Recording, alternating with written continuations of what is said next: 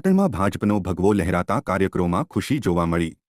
પાટણ લોકસભા બેઠક ચૂંટણીનું પરિણામ દિવસભર આમ તો રસાક્ષી ભર્યું જોવા મળ્યું હતું અને સમગ્ર પાટણ જિલ્લામાં લોકોની નજર મંડરાઈ રહી હતી, ત્યારે આખરે પરિણામ જાહેર થયું, જેમાં ભાજપનો ભગવો લહેરાયો હતો।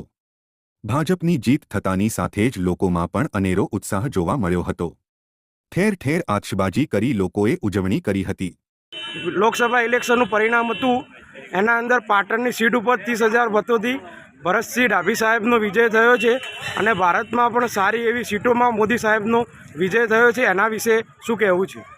એક કાર્યકર્તા મિત્રો આજ રોજ લોકશાહીના પર્વની પાટણ લોકસભા સીટની આજે ગણતરી હતી।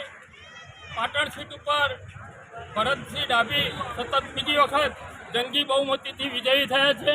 સૌ કાર્યકર્તા મિત્રોએ જે મહેનત કરી છે એને રંગ લાવ્યા છે। કેન્દ્રમાં પણ સતત ત્રીજી વખત નરેન્દ્ર મોદીનું શાસન સત્તા ઉપર આવી રહ્યું છે અને આજે પણ ગુજરાતમાં 26માંથી 25 બેઠકો ઉપર જલવંત વિજય થયો છે। આ કાર્યકર્તાનો વિજય છે, કોઈએ હતાશ થવાની જરૂર નથી। ફરીથી સરકાર મોદી સરકાર બની રહી છે, એ માટે ફરીથી સૌ કાર્યકર્તાનો ખૂબ ખૂબ આભાર। વંદે માતરમ, ભારત માતા કી જય।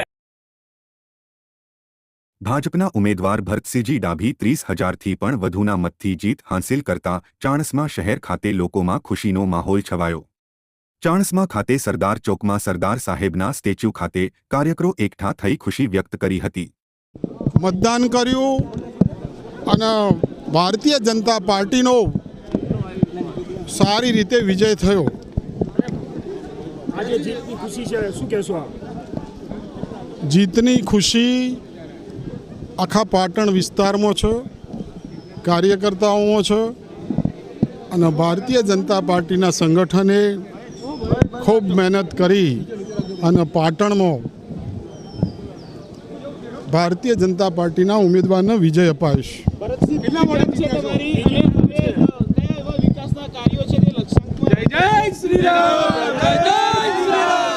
વિકાસની પ્રક્રિયા ગતિ કરતી હોય છે, એક કામ કરીએ એટલે બીજાની માગણી આવે।